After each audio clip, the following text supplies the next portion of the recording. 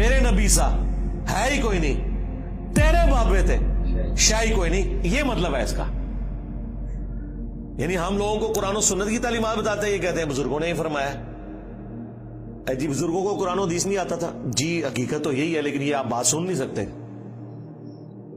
قرآن و حدیث نہیں آتا تھا کیونکہ دنیا دار نے کبھی چشتی رسول اللہ یا اشرف علی رسول اللہ کلمے کو صحیح نہیں کہا، دیندار لوگوں نے صحیح کہا ہے، تو لگتا ایسے ہی ہے کہ وہ بالکل ہی گئے گزرے تھے، عقل سے آری تھے۔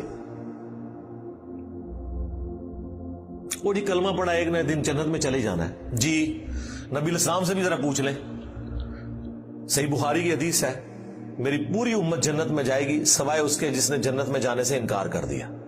صحابہ نے کہا کہ یا رسول اللہ کس نے انکار کر دیا؟ آپ نے فرمایا جس نے میری اطاعت کی وہ جنت میں جائے گا، جس نے میری نافرمانی کی اس نے جنت میں جانے سے انکار کر دیا۔ اچھا یہ حدیث کیوں نہیں لوگوں کو